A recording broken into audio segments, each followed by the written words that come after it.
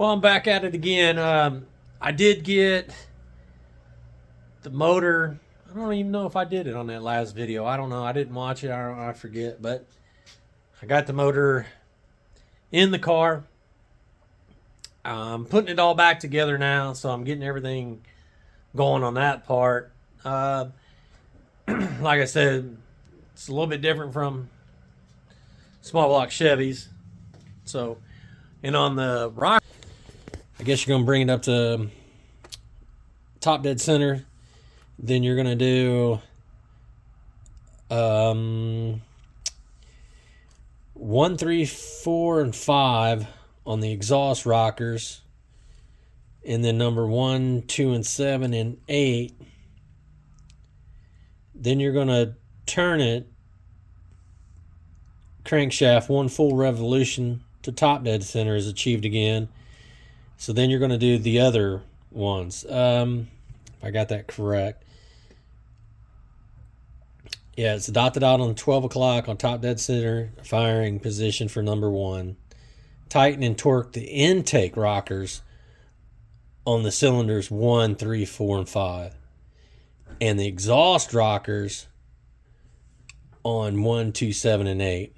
Then you do a 1 full revolution, and then you do the rest of them that you have. So I followed the book on the rocker arm situation because I know on a small block Chevy that the way I always done it was you tighten it till you don't hear no more chatter on the hydraulic side of the lifters.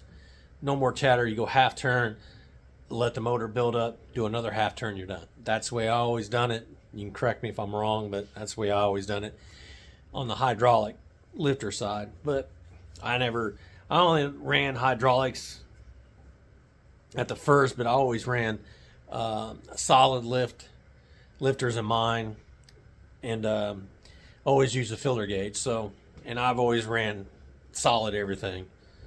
I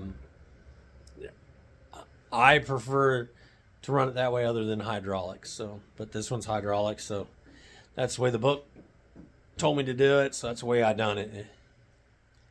So, but I got everything in. I got the frame all painted. I got it clean. I got the firewall done. I'll spin it around here in a minute. I'm trying to get all the wiring done. I got the doors off. I got a lot cleaning to do there. I took the seat out because, like I said, I have another one, same matching seat as that one in the car trailer, so I'm going to put that in. So I took this one out.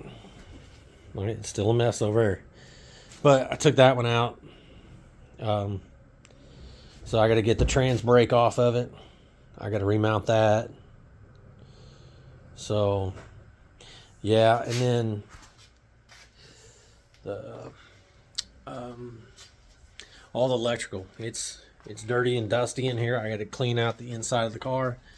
So I got to get that vacuum, get everything cleaned up on this part, get everything clean.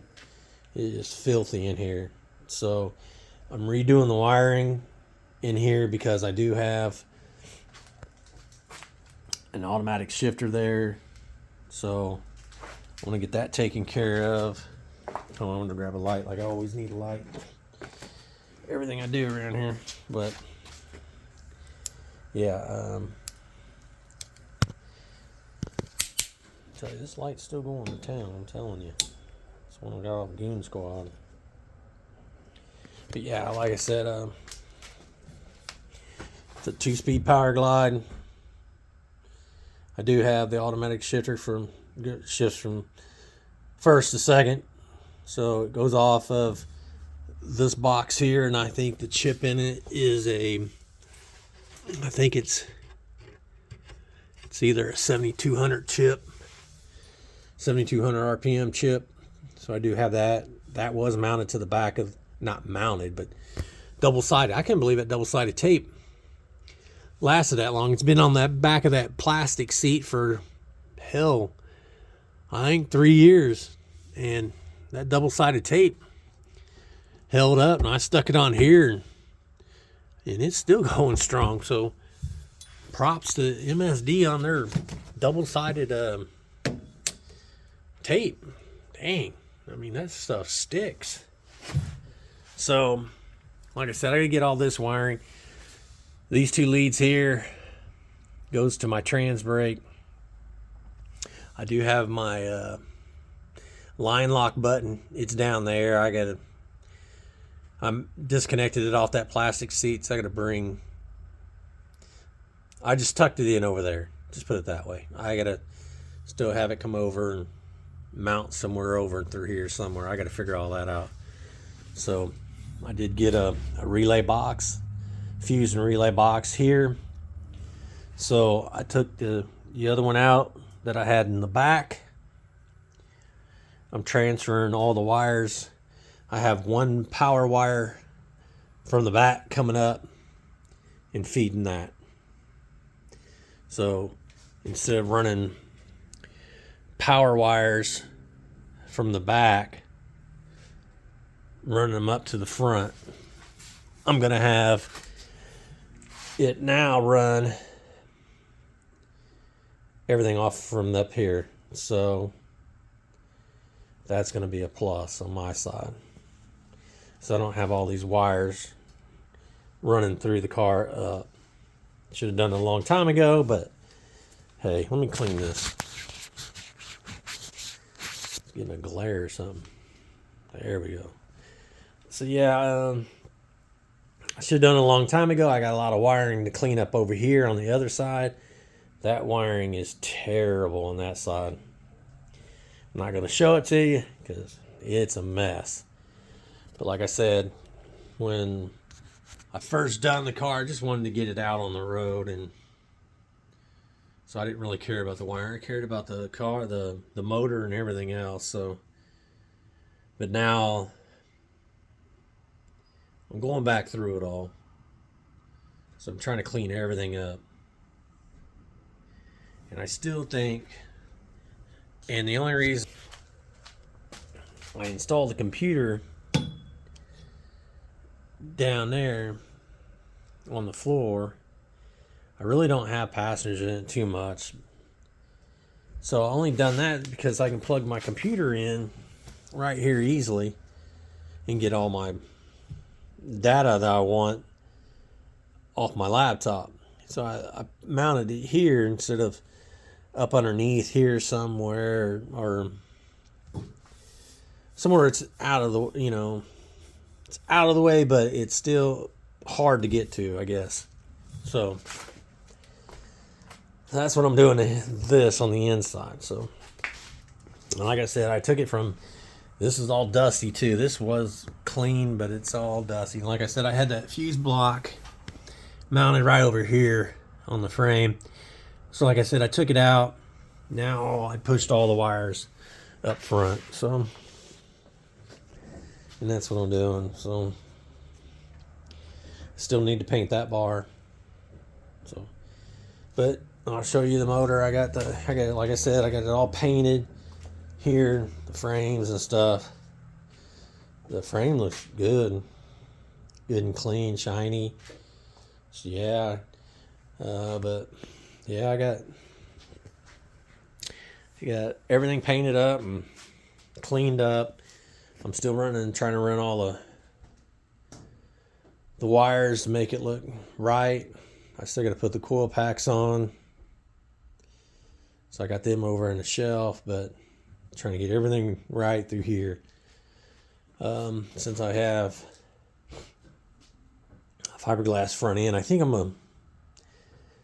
gonna cut something out, maybe just block that off, keep the heat from coming inside the car. Like I said, that's where the blower motor went. So, but yeah, headers on, starters on. I'm gonna try that water pump once more. I'm gonna see what it does.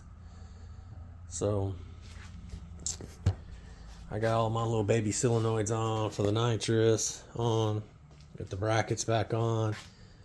Get everything cleaned up. I'm trying. So yeah. So I'm getting there. I'm getting along with it. If you heard that in the background, I get it all day long coming down through this road. But yeah, the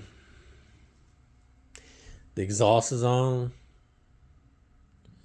My O2 sensor's plugged in down there. So, well, this red wire up here, I'm going to put it in some black loom.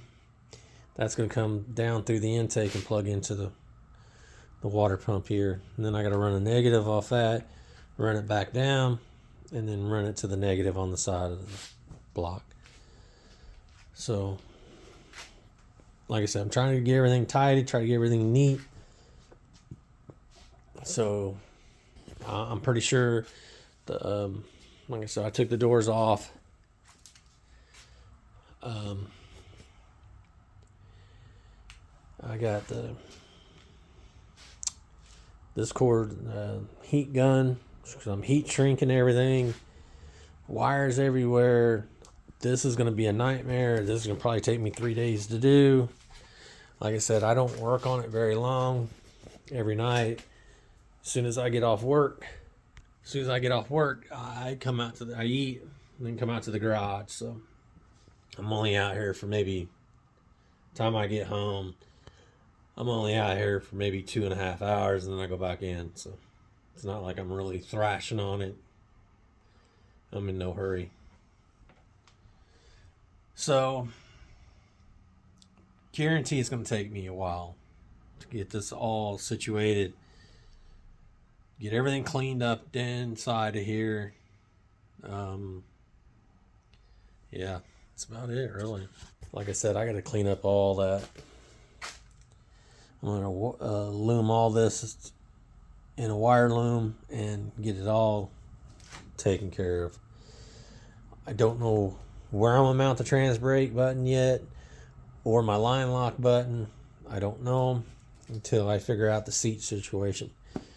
Because the seat situation is, I built the brackets to hold on the mount into the floor, and then of course Jag sells you the aluminum seat mounts, which is $60. So, but those have to mount to a bracket. So I gotta dig through my metal and try to figure out how to make another bracket for the other side of the seat. So, and I'd still like to get those drop spindles, so I can get rid of those. And that's the reason why I didn't clean those up. I didn't paint them. I didn't do anything. I think I went over that in the last video. So yeah, I got everything. But yeah, they just look like shit. But oh well. Got the front rims back on. They're just Jags, cheap ones. So, and that's it. 2 doors off. That's a 3-core radiator. Got a 4-core radiator out there, and then in the car trailer, but I think it's too long to fit across. So I have to go back to the 3-core, which ran the car fine with the other factory water pump. So, but we're going to see. I still need to get the spark plugs in. Don't have those in yet. That'll probably be one of the next things, so I don't let no fucking dust and dirt get down in there. So yeah, so that's it. Giving you upgrades, but like I said, it's a little bit, things are different on these LSs. So, but the book helped out. You know, if I got any questions, I'll go back and read about it and figure it out. I still haven't figured out where those Jeff asked about it, but still haven't figured out where these 4 go. So I don't know. It's a mystery. We'll figure it out when something not goes right. So it's all right though. Figure it out. That's it once again. Cause see, I did the wire loom up here, coming up here, done all this. So I hate black electrical tape, and I still got to do this side. This side goes down, and it's where all my turn signals and headlights on the front. So that comes down the fender side and goes to the front. Figure all that out once I get the front end back on. So that's about it. All right, that's my updates. Don't stay on here very long. I don't really have too much more to talk about, I guess. Then pointed everything out to you guys. I don't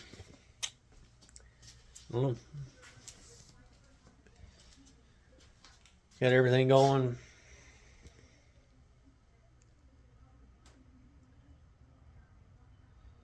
So yeah, that's it. Trying to think of something else, but I can't think of anything else. So, other than I want to keep the engine hoist over here, because once this thing fires up, it's going to be put somewhere else, so I can get the Honda Accord in here. I get the motor pulled and trainee, dig through the trainee and see what's wrong with it, and try to put a rebuild kit in it. Never done it before, so I'm going to try that. If it doesn't go well, only pay $300 for the car. I'll sell it for $1,000 and get rid of it. So we'll figure it out. Like and subscribe, and I'll see you on the next one. See ya.